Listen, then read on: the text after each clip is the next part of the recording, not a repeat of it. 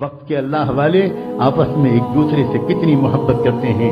یہ تو دنیا دار علماء ہوتے ہیں جو ایک دوسرے کی پگڑی اچھالتے ہیں.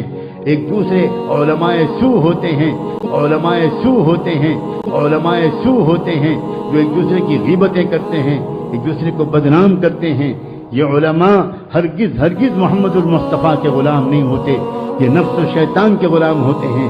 اور ایسے ہی علماء نے ہر دور میں امت کا بیڑا غرق کیا ہے.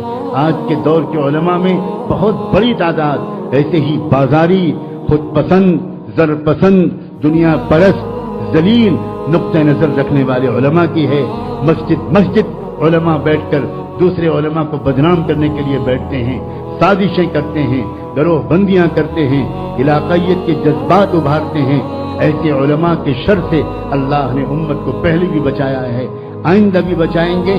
لیکن میں واضح لفظوں میں کہنا چاہتا ہوں، آج کے علماء کی اکثریت اسی قسم کے علماء میں.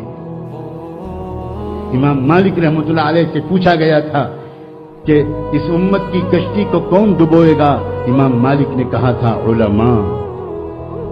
پھر امام مالک سے پوچھا گیا تھا امت کی کشتی کو کون بچائے گا؟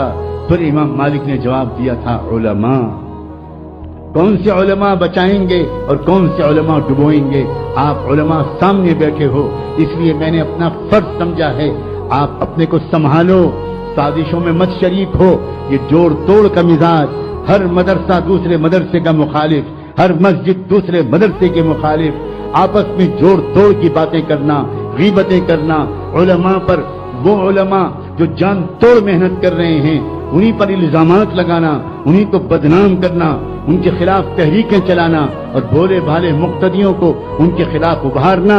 اسی قسم کے علماء ہیں جن کو دیکھ کر اکبر کو غصہ آیا تھا اور وہ باغی ہو گیا تھا اور اس نے کہا تھا تم لڑنے والے مولویوں سے اچھے تو یہ پنڈت ہیں اور یہ سنیاسی ہیں، یہ جب آتے ہیں کبھی ایک دوسرے کے خلاف بات نہیں کرتے.